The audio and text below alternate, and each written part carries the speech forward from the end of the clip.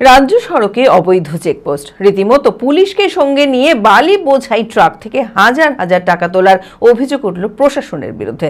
কান্দির খরসা মোড়ে তৈরি করা হয়েছে এক অস্থায়ী চেকপোস্ট। জেলা শাসককে লিখিত অভিযোগ জানিয়েছেন বড়ুয়ার এক স্বেচ্ছাসেবী সংগঠনের রাজ্য সভাপতি সাদিরুল আলম। মাইন্স এবং মিনারেল আইন মেনে সরকারি বালি খাদান থেকে বালি নিয়ে যাওয়া হলেও প্রতিটি লরি বা ট্রাক থেকে তোলা আদায় করা হচ্ছে বলে অভিযোগ। এ বিষয়ে তৃণমূলকেই দায়ী করেছে অধীর চৌধুরী। মানসিক স্বাস্থ্যের জন্য সবার আগে যে নামটি মনে ভেসে ওঠে, সুস্থ মনের ঠিকানা মনোবীক্ষণ।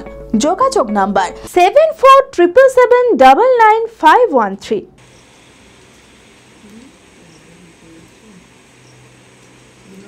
মুর্শিদাবাদের কাঁদি সাঁইথিয়া রাজ্য সড়কে কাঁদির খসড়া মোড়ে তৈরি করা হয়েছে একটি অস্থায়ী চেকপোস্ট।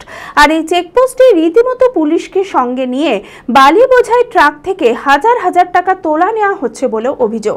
কাঁদির ময়ূরাক্ষী নদীতে বড়ুয়া ব্লকে 11টি বালি খাদান রয়েছে, তবে বর্তমানে জেলা প্রশাসনের নির্দেশে বন্ধ রয়েছে খাদানগুলি।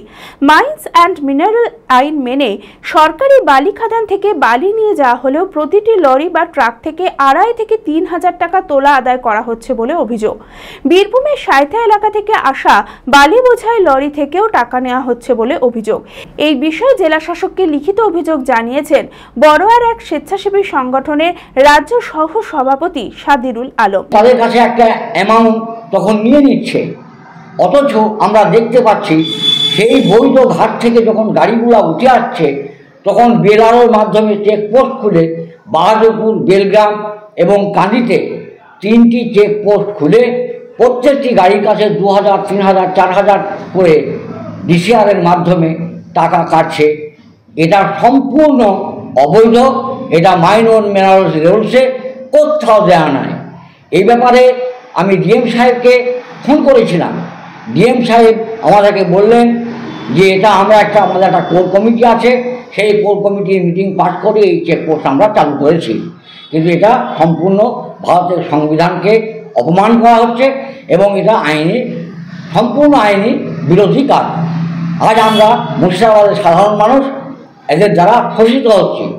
এই জন্য আমি দরখাস্ত দিয়েছি এবং এই দরখাস্ত দেওয়াতে যদি কোনো কাজ না হয় তা আগামী দিনে আমরা এই মুর্শিদাবাদে বৃহত্তম আন্দোলনে নামব। আর এই বিষয়ে তৃণমূলকেই দায়ী করেছেন অধীর চৌধুরী। এইরকম বেআইনিভাবেই তৃণমূল রোজগার করে বলে কটাক্ষ করেন তিনি। দেখুন, এখানে তৃণমূলের নেতাদের সমস্ত পয়সা কামানোর এগুলো হচ্ছে কতগুলো ঠেক। তৃণমূলের নেতাদের পয়সা কামানোর কতগুলো জায়গাগুলো চেকপোস্ট কারা চালায় দেখবেন তৃণমূলের লোকরা, এবং পুলিশের মদতে চালায়।